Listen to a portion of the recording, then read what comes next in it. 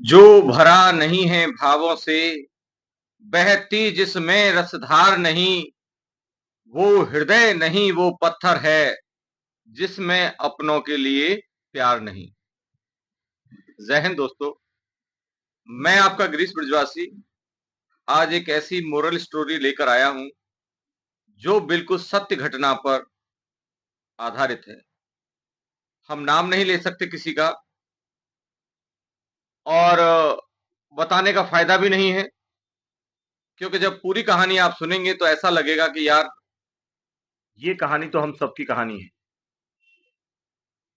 जितने भी इस चराचर जगत में मनुष्य योनि में जिन्होंने जन्म ले रखा है, जो अपनी संतान उत्पत्ति की क्षमता रखते हैं और जिन्होंने अपना घर बसाया है, उनका एक सपना होता है कि हमारा बच्चा दुनिया में टॉप करे। ये हर किसी का सपना है। दुनिया में न करे तो कम से कम अपनों में तो सबसे ऊपर रहे ही रहे, जिनके साथ हमारे संबंध रिलेशन है। हम सब अपनी संतान से यही चाहते हैं। परंतु मित्रों, जब बच्चे का रिजल्ट हमारे मन मुताबिक नहीं आता है तो हमें बहुत निराशा हाथ लगती है और फिर हम ठीकरा फूटते हैं बच्चे के ऊपर। तूने हमारी नाक कटवा दी, हमें समाज में कुछ बोलने लायक नहीं छोड़ा, फेल हो गया। या 50% ले आया, 60% ले आया तो भी लोग कहते हैं कि ये तो फेल के समान है। आजकल तो स्कूल वाले इतने नंबर दे ही देते हैं कि बच्चा प्रमोट हो जाए, अगली क्लास में चला जाए। जाने क्या क्या उस बच्चे को सुनाने लगते हैं। प्रिय साथियों, क्या कभी ने ये सोचा कि बच्चा पढ़ नहीं रहा, अच्छे नंबर नहीं लेकर आया, तो इसके पीछे कॉज क्या है, रीजन क्या है? शायद ही कुछ लोग इस बात पर गौर करते हों, और जो करते भी हैं तो वो क्या करते हैं, अपने हाथ की उंगली चारों तरफ घुमाते हैं। मास्टर ठीक नहीं है, अच्छे स्कूल में नहीं डाला, इसके यार दोस्त बहुत बेकार हैं, इसकी संगत ठीक नहीं है, पढ़ने में नहीं इसका मन लगता। पता नहीं कितनी हजारों बातें अपनी उंगली उठा के चारों तरफ घुमा देते हैं। परंतु जो मेरी कहानी है वो चारों तरफ उंगली उठाने की कहानी नहीं है। माना कि उसमें थोड़े बहुत कारण बन सकते हैं, परंतु जो मेन जिसको कह सकते हैं, जो खास वजह है, वो इस कहानी से आपको समझ में आएगी कि हमारा बच्चा अच्छे से पढ़ क्यों नहीं रहा। क्लास में एक स्टूडेंट और ऑन एवरेज बच्चा, और कुछ दिन के बाद उसके मार्क्स आना लगभग बंद हो गए। प्रमोट करना मास्टरों की मजबूरी, सरकार का कानून का हथौड़ा कि बच्चों को प्रेशर मत दो, और प्रमोट हर साल उसको करते रहे। और एक दिन उस स्कूल में कुछ काउंसलिंग करने वाले कुछ समाज सेवी संस्था आई। समाज सेवी संस्था जो फोकस करती हैं, वो करती हैं नेगेटिविटी कहां पे है। जो अच्छे चल रहे हैं, जो संपन्न हैं, उनकी तरफ उनका कोई ध्यान नहीं होता है।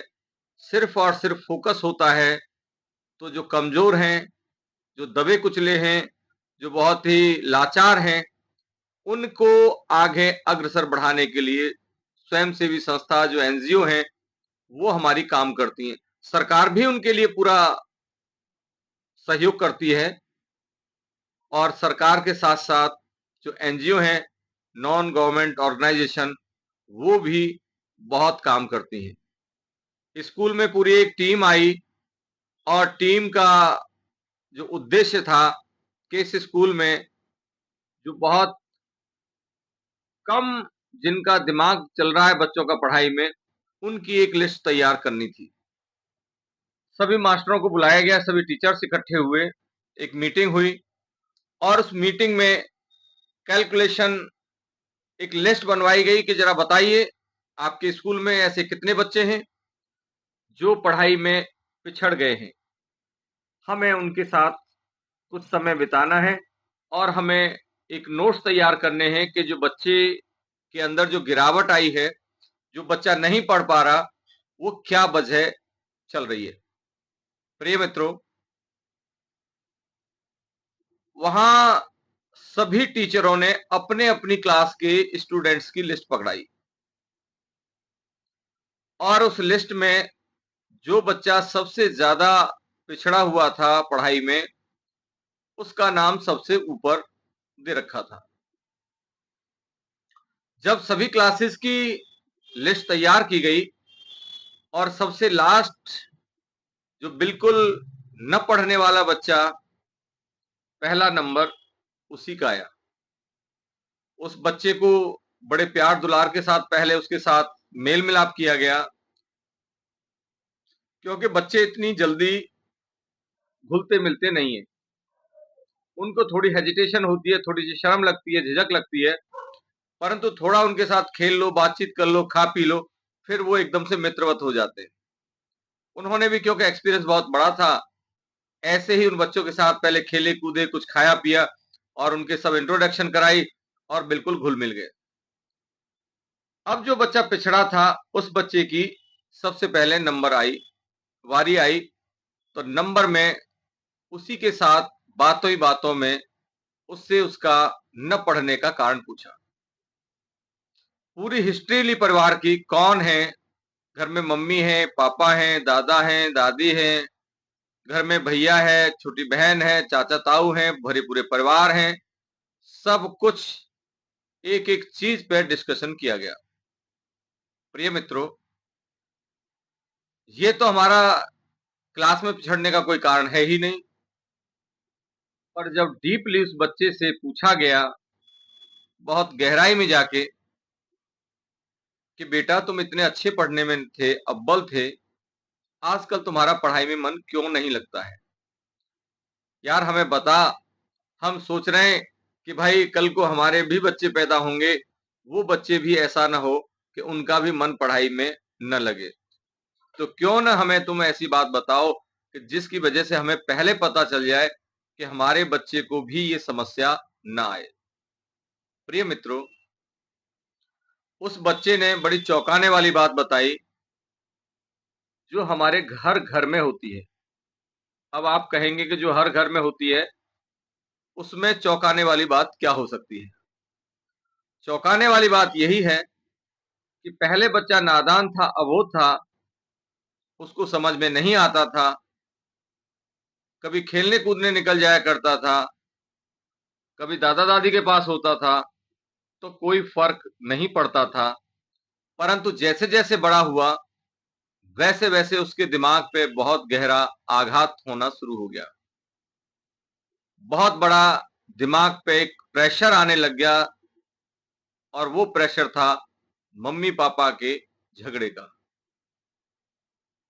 प्रिय साथियों, बच्चा फूट फूट के रोने लगा, और यही उसने पूरा निष्कर्ष निकाला कि जब घर में मम्मी पापा में आपस में झगड़ा होता है, तो मेरी एक उसी दिन की क्लास नहीं खराब होती, उसी दिन की पढ़ाई खराब नहीं होती, आगे मेरा हर वक्त यही लगा रहता है, ऐसा ना हो कि इनमें फिर झगड़ा हो जाए। झगड़ा चाहे वो मुझे कहीं बाहर भेज दें तब करें, चाहे मैं उनके पास रहूं, मेरे सामने हो, परंतु मेरा बिल्कुल फिर पढ़ाई में मन नहीं लगता। और रही बात दूसरी कि अगर मुझे वो कहते कि मुझे हॉस्टल में डाल देंगे, तो और मेरे ऊपर प्रेशर आ जाता है कि मैं बिना मम्मी पापा के कैसे हॉस्टल में रहूंगा। प्रिय साथियों, जो पेरेंट्स सिर्फ इसलिए अपने बच्चों को हॉस्टल में डालते हैं कि ये बच्चे के ऊपर हमारी लड़ाई झगड़े का असर बुरा पड़ेगा, तो प्रिय साथियों मैं उनको यही कहूंगा कि आज तुम अगर दो बंदे समझ नहीं सकते, तो वहां हॉस्टल में तो और 50 समस्याएं उसके सामने आने वाली हैं। जो दो माँ बाप मिलके अपने एक या दो संतान की परवरिश अच्छे से नहीं कर सकते, तो किसी हॉस्टल में कैसे 100-200 बच्चों की 5 या 10 का स्टाफ केयर कर पाएगा? जिनका लगाव भी नहीं है उस बच्चे के साथ, उनका लगाव फीस में है, तनख्वाहों में है, बिल्डिंग के रख-रखाव में है, सामान की बचत करने में है।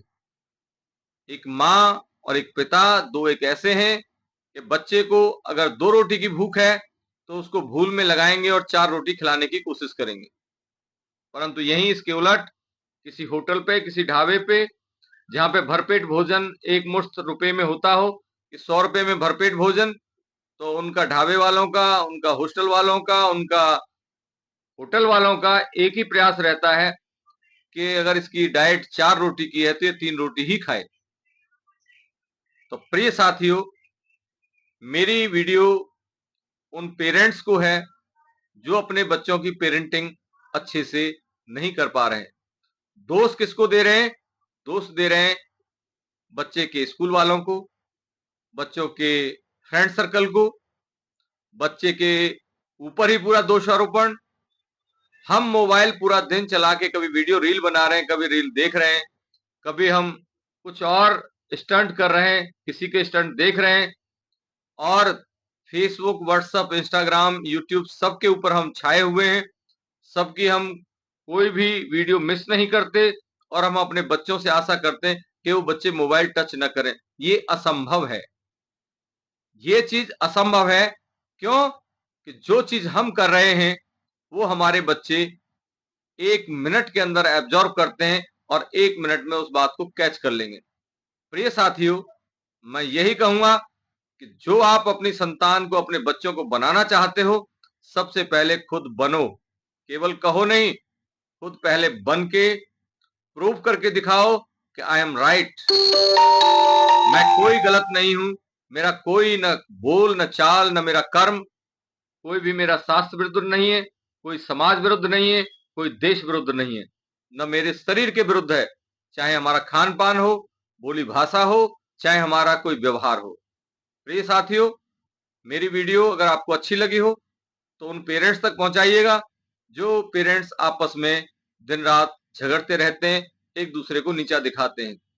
वो तो हो सकता है किसी झगड़े में अपनी कैलकुलेशन पे कोई निकल जाए, गलती किसकी है, परंतु जो असली जो उसका भुगतान करना पड़ता है वो हमारी जनरेशन को, हमारी संतान को करना पड़ता है। और आगे चल के ये उनके दिमाग पे इतना असर आ जाता है कि कई बार बच्चों को घर परिवार बसाने में भी झिझक लगती है कि अगर हमारे मम्मी पापा का नहीं सही से चल पाया, हमारा क्या चलेगा। इसीलिए शादी ब्याह से आज की जनरेशन कुछ कतरा भी रही है। वो कह रहे क्या जरूरत है झमेला डालने की, क्योंकि उनको पेरेंट्स का, अपने माँ बाप का जीवन देख के लगता है कि शादी ब्याह घर परिवार बसाना एक झमेला है। इस झमेले से जितना बचा जाए उतना बचे रहें। अगर हम अपने परिवार में एकजुटता, प्रेम, समर्पण, त्याग, बलिदान, ये सब अगर करके दिखाएंगे, बच्चों के अंदर भी ऐसा आएगा कि जिंदगी बहुत इंजॉयफुल है। लाइफ को इंजॉयफुल बनाइए, लाइफ को धकेलिए मत, घिसेड़िए मत। लाइफ को जिंदा दिली के साथ जिए और दूसरों को प्रेरणा दें, जिससे कि हमारी जो नई जनरेशन आ रही है वो इस लाइफ को जीने के लिए लालायित हो जाए, उत्सुक हो जाए कि यार शादी ब्याह करके तो मजे ही मजे हैं और हमें जरूर करना चाहिए। और इसी के उलट जब केस, डाइवोर्स, झगड़े, फसाद, गाली गलौज ये सब हमारी संतान देखती है तो वो अपने कान पकड़ती है, तौबा तौबा करती है कि हमें नहीं भाई इस झमेले में पड़ना। शादी ब्याह का मतलब तो लड़ाई झगड़े, तलाक, केस, यही सब है। ये सब हमें नहीं करना है। आपको वीडियो अच्छी लगी हो तो अपने यार दोस्त मित्रों तक इसको थोड़ा वायरल करिए, लोगों तक हमारी अवेयरनेस, हमारी जागरूकता पहुंचे। जय हिंद, जय भारत दोस्तों।